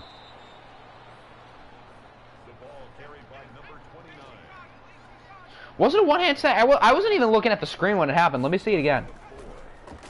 That was a one-handed snag! How did I miss that in real time? That was unbelievable. Right when I looked up, I saw the Colts force a turnover based on the animation, but I didn't see the play itself.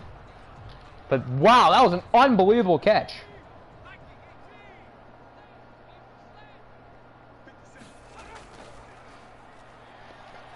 We'll look at it after the game. How about that? Imagine our young core if we get Ben without trading one of Sekland, Okoro, or Throbley. Well, then how are you going to get him? What, they're going to want Kevin Love and some potato chips?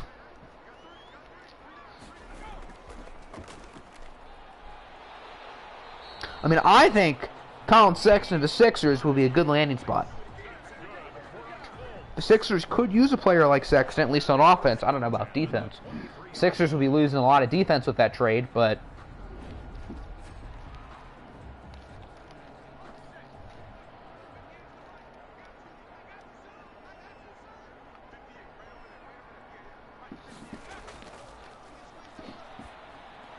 Eddie with a strike for Hawkinson inside the 10. Eddie is not needed to make a lot of big plays. Eddie has just needed to be a field general. He's needed to be a game manager today. And that's all the Colts have asked from him. They have not needed him to play like an MVP. He has not had to. Greedy, you lovely specimen.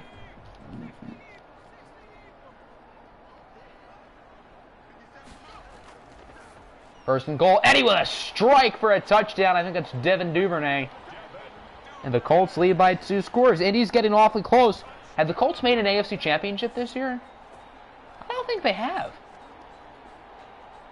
They lost in the divisional round last year. They lost in the divisional round when we won the OFL Bowl a few years ago. I don't think the Colts have ever made an AFC championship. Wow. Look at Mr. MVP. Trying to imagine a ceiling with a lineup of Simmons, Garland, Okoro, Mobley, and Allen. The ceiling? Probably at least a play-in spot. I don't know if that team could get a top 6 seed, but ceiling of a play-in is certainly plausible. Yeah, first AFC championship, I was right. That's wild that the Colts have been one of the most successful teams this year, and they've never made a conference championship. Until maybe today. The Ravens take over first and 10 at their own 29-yard line.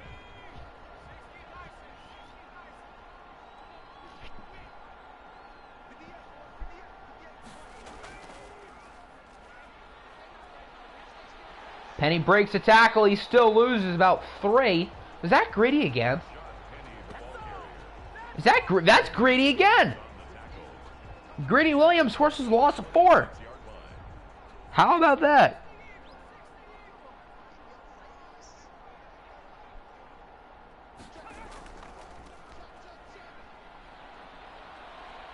Second and 14. Morrison's going to take a shot for the heavens, and it is incomplete. I like the ballsiness of the throw, though. I think playing might be our ceiling with or without Simmons. No. Probably not. But with Simmons, yeah.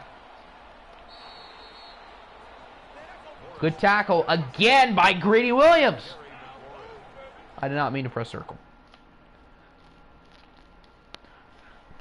Greedy Williams has had 3 big plays in the past, like, 2 minutes. That's sort of wild.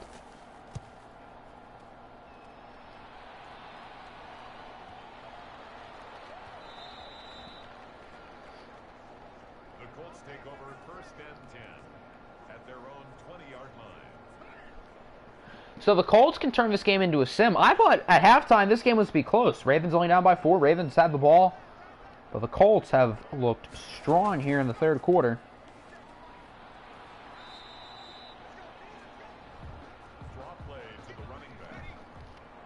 Baltimore finds themselves in trouble. With the Cavs' disrespect. I mean, Cleveland's not better than us. They're just not. I mean, it's close. I don't think the Cavs are awful. I think they're better than, like, Orlando. Are the Cavs seriously the second worst? No, they're better than Washington. Are they? I mean, Bradley Beal alone could carry that team to at least, like, an 11 or 12 seed. Stop smoking. Most people would agree with me that the Pistons are better. It's close. I think the Cavs could be better than people think, but I mean, they're not that good. Walkty better than Wickty. I honestly agree. I think Walkty flows off the tongue better. Although everyone says Wickty, so it doesn't really matter as long as I'm taking dubs. Pistons are not better. In what way? Jeremy Grant is probably better than anybody on that team. Cade Cunningham is debatably better than anybody on that team. I don't know if I'm ready to say that, but it wouldn't surprise me. I'm not going to say Cade Cunningham is better than anybody on the Cavs, but I don't think that's out of a realm of possibility either. That's the end of the third quarter. Third quarter in the books. All the Colts in quarter number 3. And Baltimore is in trouble early here in the fourth. Grant is not better than Sexton until he is. I mean, it's kind of the fact. Get your 4s in the chat. The Colts are 1 quarter away from making their first AFC championship. Eddie can just taste it. He can taste it. Second and 4.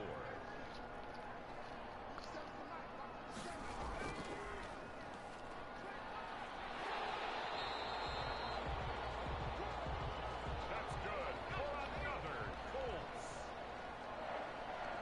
First and 10 at the 31-yard line. Colts should just probably try to chew the clock as much as they can, even if they only get a field goal. They'll still put themselves in a nice spot. 9-yard line. 2 yards on the pickup. It's second and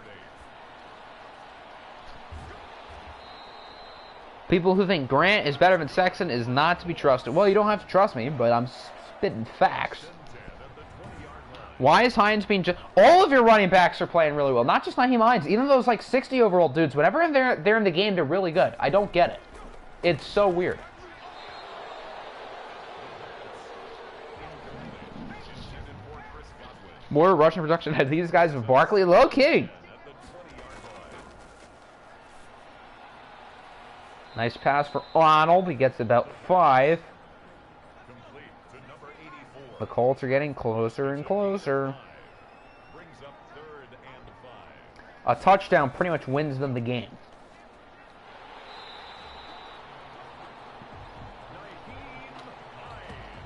Naheem Hines with a nice run.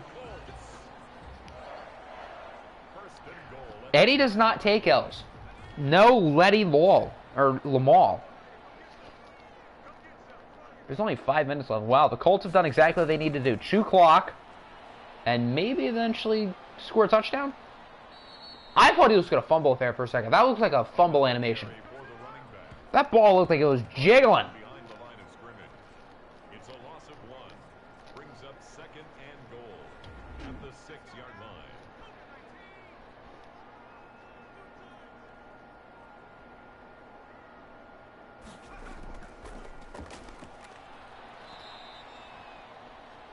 Naheem Hines, the ball carrier.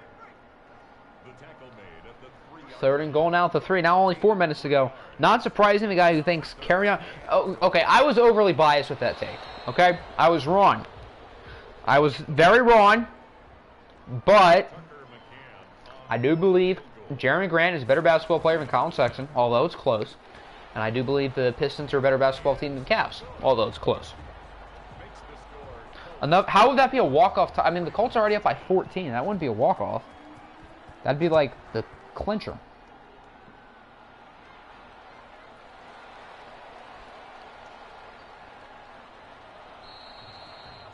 The Ravens take over first and 10 at their own 25-yard line.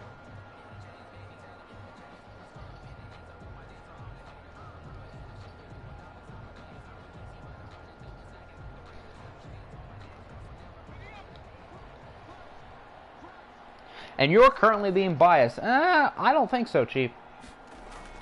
I believe I am being correct. I'm a lot less biased than I was 2-3 years ago. Morrison's pass complete to Tyreek Hill. A gain of 11 on the play. And a Raven first down.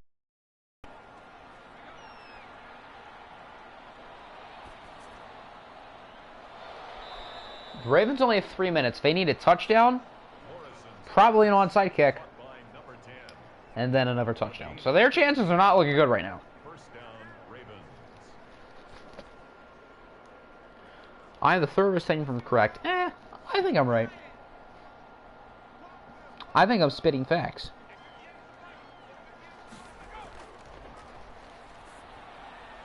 There's 2 minutes and 40 seconds to go. You're down by 14 in a playoff game, and you're running slip screens.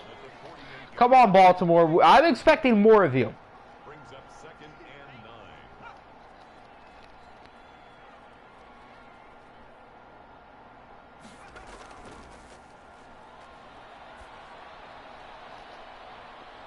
That'll bring us to the 2-minute warning. A nice gain for the Ravens.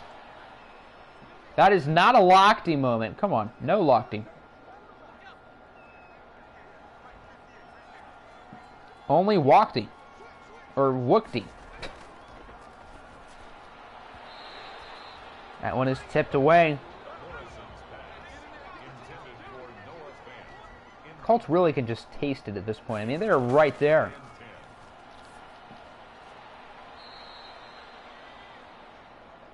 Morrison's pass. Complete to Noah Fant. 3rd and 1. Morrison for the end zone, incomplete. So this play is probably the ball game. What is good, Boomy? Your team, as you can see by the scoreboard, is in a little bit of trouble. Down by 14. 4th and 1 for the game. They do get it. Okay, so the Ravens are alive a little bit longer. But they're still not looking good. Kind of under the weather today. Well, I hope you get better, Chief. Maybe that play will make you feel better. A nice touchdown for Zach McLaurin again. He already had one earlier, so I guess that's his second. Shame Octi regressed from his class. I take like 3. See, I'm not biased. I could have said Akil Badu or Casey Mize should win it. But no, I said Clase because I think he deserves it. See, I'm not being biased. I'm spitting facts. The kick is good. He says, hey, Boomy, your team's about to lose. I mean, what if they get an onside kick? 17. If the Ravens get an onside kick, that'd be nuts. Okay, the Colts pick it up.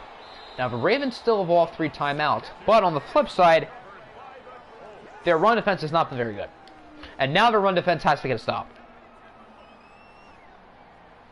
For a spot in the AFC Championship in Cancun with the Diablos. I suppose that's a good start for the Ravens. Only allowing 1.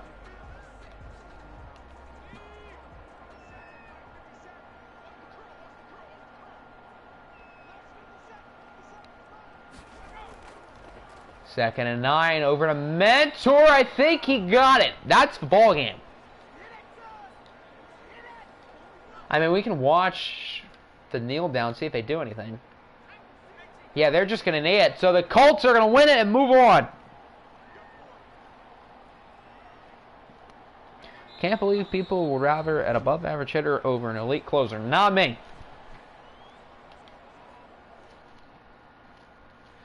Let's go. Going to camp. I never thought I'd see anyone say that. I have to take a screenshot. I'm saving this for the memes. I don't think I've ever seen someone so happy to be going to Cancun.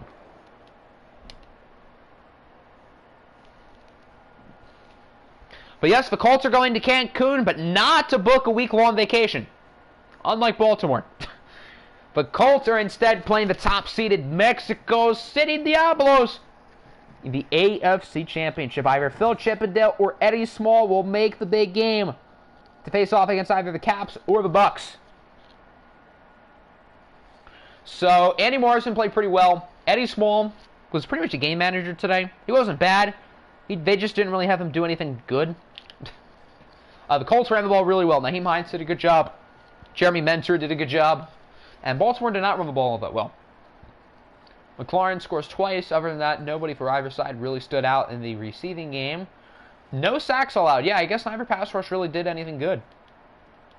We did have that sick interception by Greedy Williams, which I promised Apple we would take another look at now that I see it.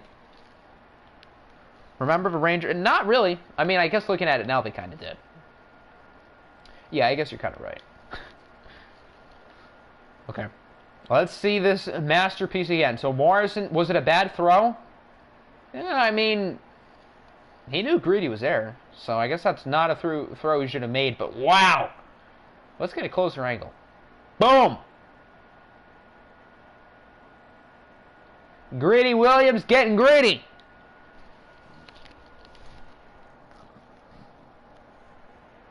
So the Colts and the Diablos will meet again in the playoffs. That's going to be a fun game. We're not going to have a vote for the conference championships because we're obviously going to watch both games. And see who makes OFL Bowl... What number are we on? Let me count. We have 3, 5, and then 6. OFL Bowl 14. If my math is correct. Which I think it is.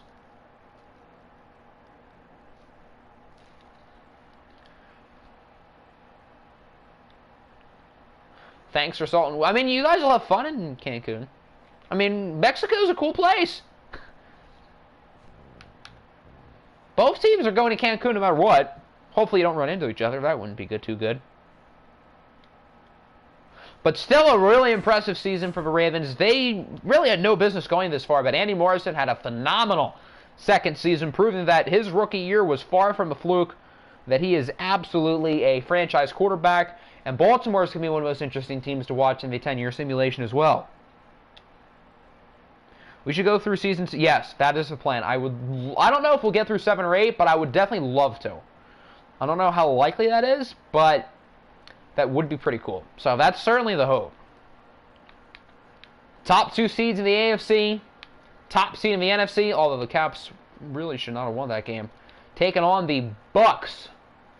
So we've got 2 fun conference championships coming up within the next few days. I think that stream is going to be Friday or Saturday. Probably Saturday.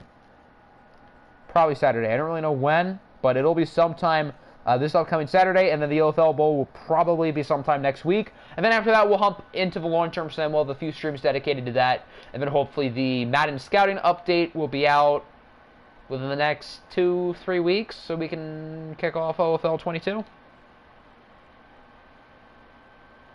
Saturday during the Bucks and Zips game. During, why? Because that game's going to be boring, which, I mean, I guess, Ohio State's only going to win by about 50. But, yeah, hope everybody enjoyed another fun divisional round, and we'll be back on probably Saturday with the conference championships. Peace out.